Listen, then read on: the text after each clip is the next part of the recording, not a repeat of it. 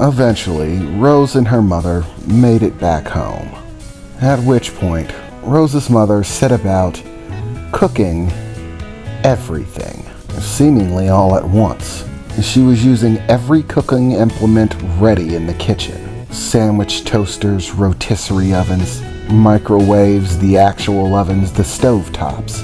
She was making everything in as quick as a fashion as she could possibly make it. She did her best to prepare everything in a satisfying fashion, the way that Rose liked it. Some seasonings, combining food elements here and there, a whole ham cooked with pineapples on it, a very large meatloaf, a turkey in the rotisserie cooker, deep frying large amounts of French fries, massive pots on the stovetop filled with manwich, beef stew, hamburgers on the grill, salads, chopped fruits, and all of the junk food she could possibly think of.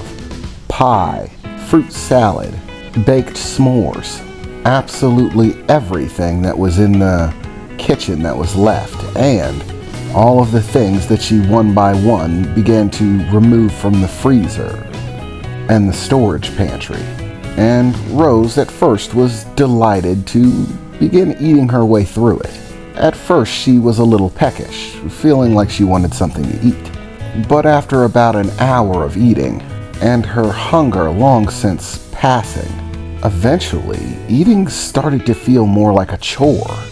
Rose's mother was right when she said that even after she stopped being hungry, that there wouldn't be any ill effects to continuing eating. It seemed like regardless of how much Rose ate, even though she wasn't full, or was full, she could still eat and not feel any ill effects. She didn't feel bloated or look like she was gaining any mass, and yet she could continue eating without ever accumulating them. She did her best to try to enjoy the process. Her mother was making all of her favorite things after all.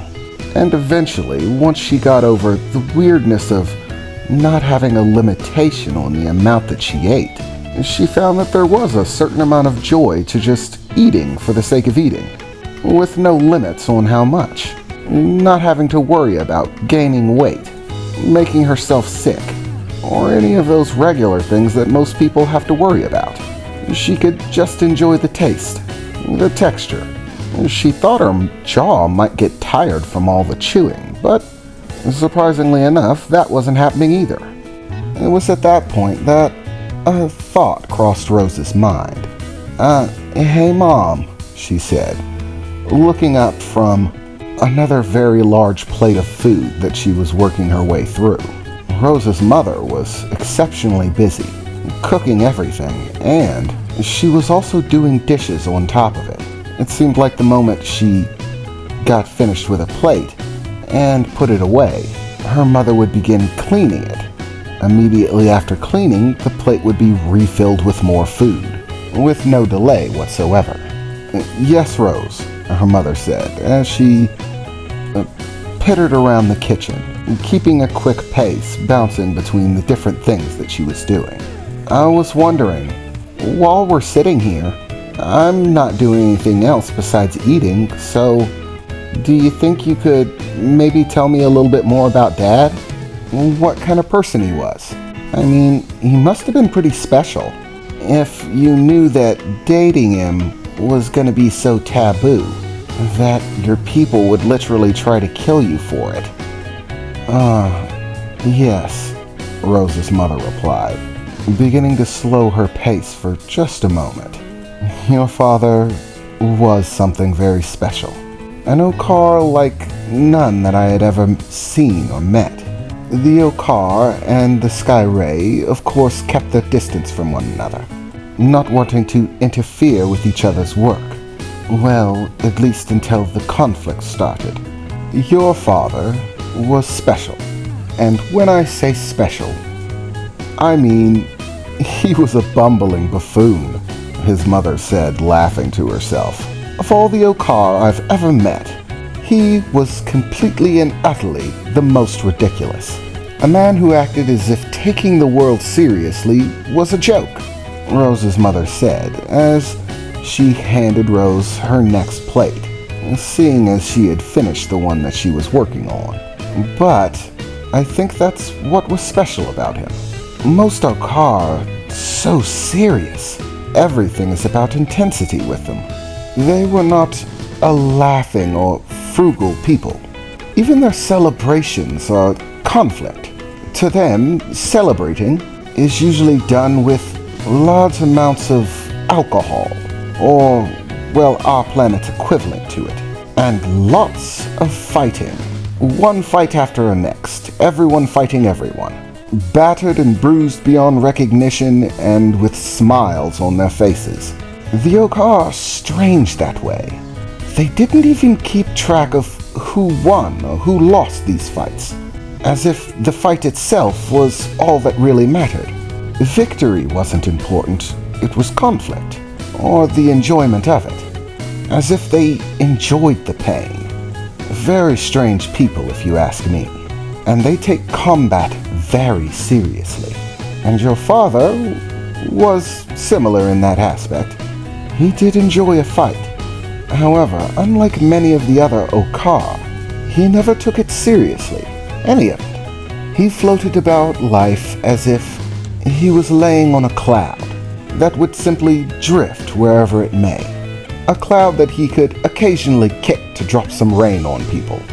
Your father did love a practical joke, which I assure you is not a common thing amongst the Okar. Joking is not the way they operate, which for whatever reason only made it all the more funny to your father. He once told me a story about bringing a dashra into the center of his village. What's a dashra? Rose replied. Oh, I'm sorry, dear, her mother said. I forget that you're not from our planet. You were raised here. A dashra is, well, you've been to the toy stores and things like that. Novelty shops. You've no doubt found those little stink bombs in a pouch. Well, a dashra is like that. Except the stink that they produce can spread over an absolutely massive area. They go off like a bomb, and it's nearly impossible to wipe the smell off. But if you handle them properly, then they won't go off.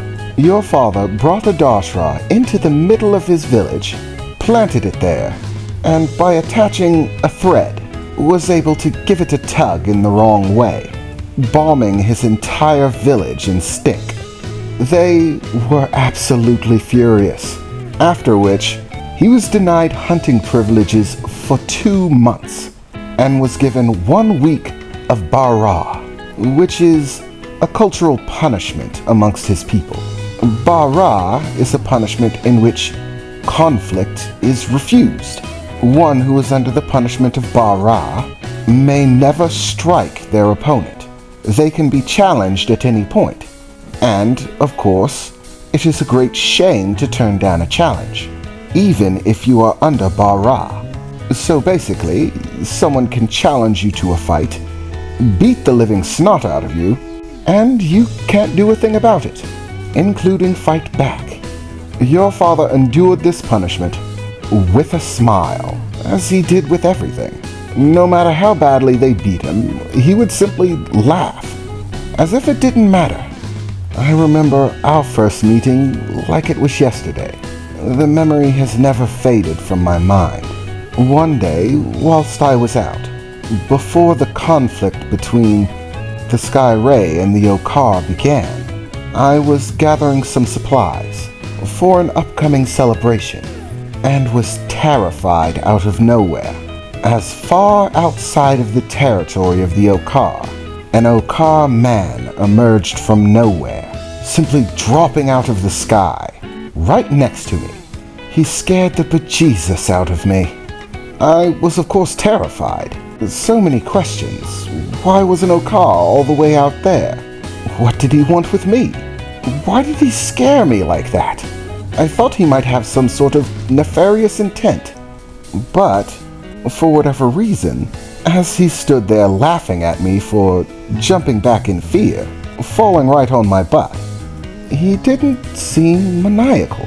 In fact, the way he laughed was completely different than I had ever seen from an Okar. The few events in which I had interacted with them were usually during the time of gathering, in which members of every race from our home world gather, all within the Grand Forest. The Eternal Forest is said to be the birthplace of all our people, and is overseen by the Grand Elders, the Vakar. They are tree people. We of the Sky Ray are essentially flowers. The Okar are what amounts to a plant from the trap family, like a Venus flytrap. And the Vakar are, well, trees.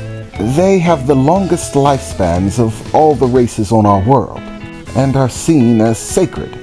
The Elders, given the task of passing down knowledge and experience through the generations, they can live to be thousands of years old, and are many times the size of a Sky Ray or an Okar, basically dwarfing us in size. Regardless, I'm getting sidetracked. I was sitting there on my bottom, and your father was laughing at me hysterically.